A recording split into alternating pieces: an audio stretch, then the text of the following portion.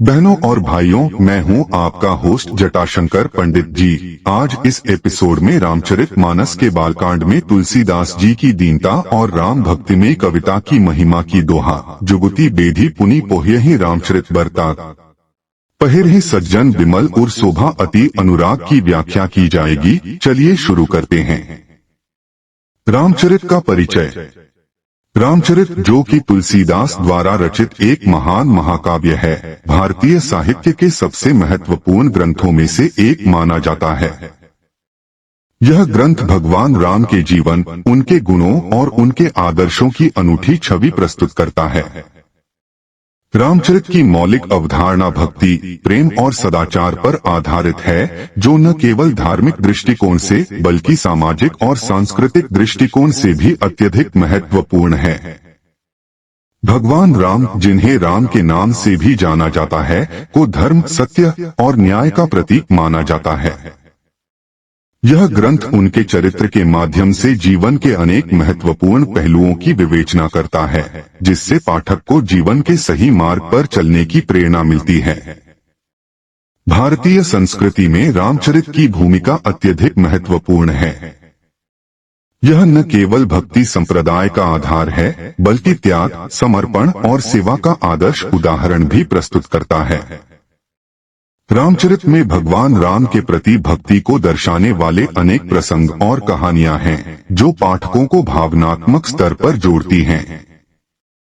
यह काव्य समानांतर रूप से पढ़ने वाले व्यक्ति को न केवल मनोरंजन प्रदान करता है, बल्कि उसे आध्यात्मिक उन्नति की ओर भी अग्रसर करता है। रामचरित का पाठ केवल धार्मिक अनुष्ठानों तक सीमित नहीं है, बल्कि यह समाज में सद्गुणों के प्रचार और प्रतिष्ठा में भी योगदान करता है। इसके माध्यम से हम त्याग, प्रेम और एकता के मूल्य को समझ सकते हैं। इस प्रकार रामचरित जीवन के विभिन्न पहलुओं को संजोए हुए है, जो भक्ति और प्रेम का सुचारू संयोग प्रस्तुत करता है और भारतीय संस्कृति में इसकी महत्ता को व्याख्यायित करता है। कविता और मुक्तामनियों का महत्व। कविता एक ऐसा प्रतीकात्मक और गहन रूप है, जो मानव मन की जटिल भावनाओं को व्यक्त करता है।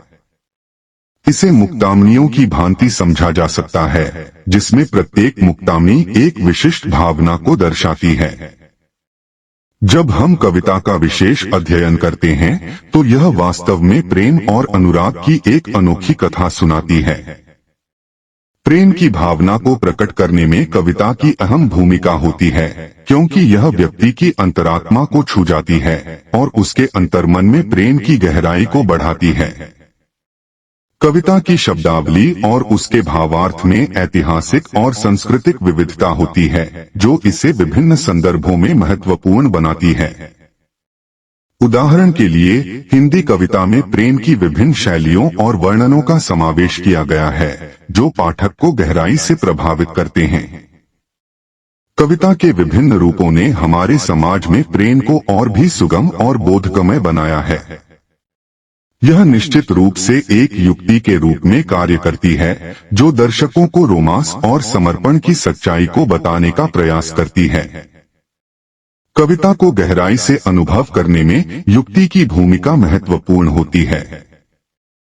युक्ति के माध्यम से पाठक कविता के पीछे छिपे अर्थों और भावनाओं को समझता है। कविता के प्रत्येक शब्द में छिपा अर्थ और गूढ़ अनुभव पाठक को प्रेम की नई परिभाषाओं की खोज में गतिशील करता है।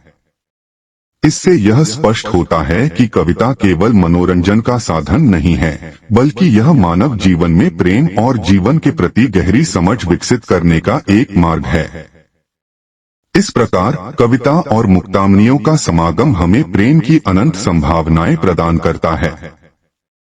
सज्जन लोगों का हृदय और रामचरित। रामचरित भारतीय साहित्य का एक अद्भुत रचना है, जो न केवल धार्मिक दृष्टिकोण से महत्वपूर्ण है, बल्कि यह मानवता के मूल्य, नैतिकता और प्रेम की गहराई को भी प्रस्तुत करता है। सज्जन लोग, जिनके हृदय में निर्मलता होती है, वे रामचरित की शिक्षाओं को आसानी से ग्रहण करते हैं। यह ग्रंथ उनके जीवन में प्रेम और करुणा के भावों को संचारित करता है, जिससे उनके आध्यात्मिक विकास में सहायक होता है। रामचरित में वर्णित घटनाएं और पात्र सज्जनता का आदर्श उदाहरण प्रस्तुत करते हैं। राम, सीता, सेतुबंध आदि सभी व्यक्तित्व इस बात का प्रमाण हैं कि सच्चे प्रेम और सच्चे हृदय की पवित्रता के साथ परमात्मा की प्राप्ति संभव है। जब सज्जन लोग रामचरित की शिक्षाओं को अपनाते हैं तो वे अपने हृदय में क्रमशः उस प्रेम का अनुभव करते हैं जो किसी भी कठिनाई का सामना करने में उनकी सहायता कर सकता है। अध्यात्म में प्रेम सबसे मौलिक तत्व होता है और रामचरित के माध्यम से यह स्पष्ट होता है कि सच्चा प्रेम न केवल व्यक्ति के व्यक्तिगत जीवन को समृद्ध करता है बल्कि समाज में भी सकारात्मक बदलाव लाने का सामर्थ्य रखता है। इस ग्रंथ के माध्यम से सज्जन व्यक्तियों को यह सिखाया जाता है कि प्रेम का वास्तविक स्वरूप सेवा, त्याग और शांति में निहित है। जब एक सज्जन व्यक्ति अपने हृदय में रामचरित के गुणों को धारण करता है तब वह आत्मज्ञान और परमात्मा का साक्षात्कार करता है।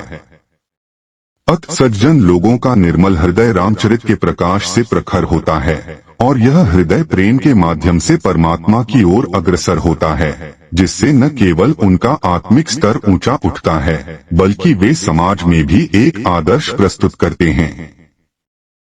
कविता और प्रेम का साझापन। कविता और प्रेम का संबंध अत्यंत गहरा और बहुआयामी है। दोनों ही स्रोत हैं भावनाओं और अनुभवों के जो जीवन को एक अद्भुत और रचनात्मक रूप देते हैं। जब हम प्रेम की बात करते हैं तो इसमें न केवल शारीरिक जुड़ाव होता है बल्कि यह एक गहरी आत्मीयता और समझ का प्रतीक भी होता है। कविता अपने रूपों में प्रेम की सभी रागिनी और रंगत को व्यक्त करने का एक प्रभावी माध्यम है। कविता के माध्यम से प्रेम के विभिन्न रंगों को समझा, महसूस और अनुभव किया जा सकता है। कविता और प्रेम के बीच का यह साझापन न केवल व्यक्तिगत स्तर पर बल्कि सामाजिक और सांस्कृतिक स्तर पर भी महत्वपूर्ण है। प्रेम की अनुभूतियां जैसे आनंद, दुख, लॉन्गिंग और अटूट विश्वास सब कविता के माध्यम से जीवित होती हैं। जब कोई कवि प्रेम को शब्दों में पिरोता है तो वह केवल भावनाओं की अनुगूंज नहीं करता बल्कि उस प्रेम के प्रति व्यक्ति के मनोविज्ञान को भी उजागर करता है। इस तरह कविता एक संवेदनशीलता को प्रकट करती है जो प्रेम के गहरे अनुभवों से जुड़ी हुई है। इसके अतिरिक्त प्रेम और भक्ति के संगम से उपजी विश्वसनीयता और समर्पण की भावनाएं भी कविता में स्थान पाती हैं। इस प्रकार प्रेम एक प्रेरक शक्ति है जो न केवल व्यक्तिगत जीवन को बल्कि समाज को भी प्रभावित करती है। जब लोग कविताओं के माध्यम से प्रेम की गहराई को समझते हैं तो वे खुद को उस प्रेम की भक्ति में डुबोते हैं। इसका परिणाम यह होता है कि प्रेम की यह वैधता व्यक्ति को न केवल जोड़ती है बल्कि उसे आत्मा की गहराई तक भी ले जाती है। यह प्रेम और कविता का संबंध अनमोल है जो हमेशा हमारे अनुभवों और भावनाओं का हिस्सा रहेगा। आज का एपिसोड यहीं समाप्त करते हैं। अगले एपिसोड में अगली व्याख्या के साथ उपस्थित होंगे। यदि यह व्याख्या आपके हृदय को कहीं स्पर्श कर जाए तो आभार रूप में आप इसे शेयर और लाइक करना बिल्कुल भी न भूलें। इस भगवत कार्य को जन जन तक पहुंचाने में हमारा सहयोग करें। धन्यवाद। इसी आशा के साथ आपसे विदा लेता हूं। जय जय सीताराम।